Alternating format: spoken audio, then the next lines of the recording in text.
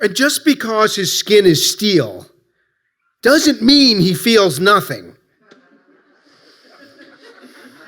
Maybe they're at a beach and she's in with the tide.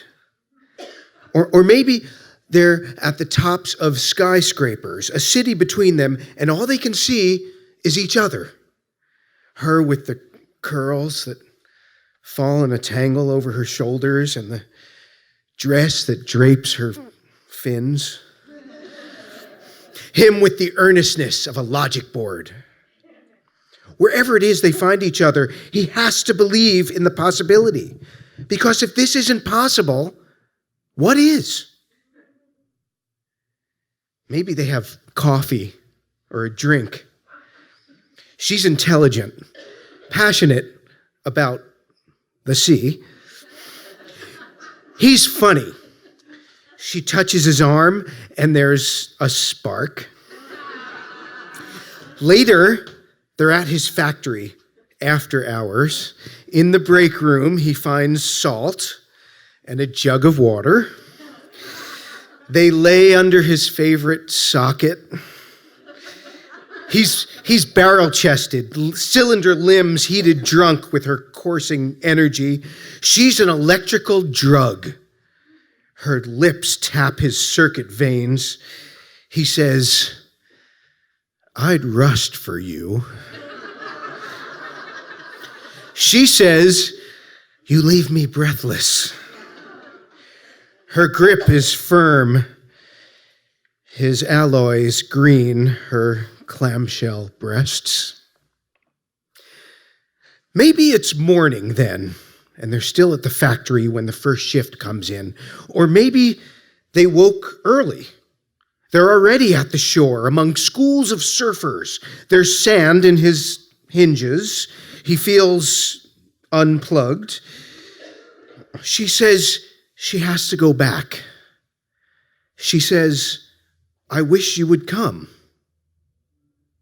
And maybe that's it. He lets her leave. Maybe his heart is a heat sink, a dull organ that shields his mainframe from her glow. Or maybe it's clockwork, his heart. Maybe there's a screw that's twisted, a gear that slows. His LED eyes fade. There's an electric tear. He says, "I wish I could go." A wave flows in. She ebbs out with it. At the factory, he ratchets parts on the line, his hard drive looping that last image, her arms extended, hair trailing behind, the flip of a fin as she dives under, her wake shimmying the surface. Maybe that's when his memory loads an image of a surfer shedding a wetsuit. In the closet, there are sheets of silicone rubber, bottles of glue and sealant, spools of thread. He lays them over a work table, looms it all into the shape of him. His metal hands mechanical, methodical. If he could sweat, he'd wipe his brow. The moon sets in the high factory window. At the beach, his pincers clamp at the sleeves, fit the wetsuit over his tin can body. He goes awkwardly into the water, his feet softly sinking into the wet sand, and the wet sand sucking thick against his step, against the pull and fall of his metal limbs. The water rises to his articulated joints and rises further. A broken wave washes against his mechanical chest, splashes the gloved hole of him, and recedes to the warmth of the air, and then splashes again, higher, and recedes. The cool of it fogging the plastic masks he's sewn in to see. He loses his axis. The sea bottom descends. The sea floor gives way to water. He's surrounded by it. He's in it.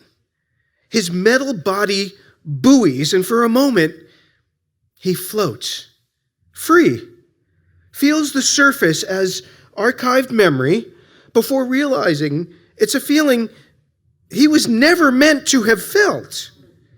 He flails for it, and from his flailing, he floats down, and he flails more, and he goes deeper, floats further underwater, airless, deep, and dumb. He wonders whether robots can drown. He wonders whether she's forgotten him, or maybe he's in the wrong ocean, or it's all just a cruel glitch. She's a failure of programming. She doesn't exist. Maybe this is what happens in the night when the factory is closed and it's dark. Idle robots dream of mermaids. Or maybe that's when she catches him, thrashing for life. Fish hooks her arms under his. He says, "I'm sorry, I'm not programmed to swim." And she smiles and takes his hand and says, "Then don't let go."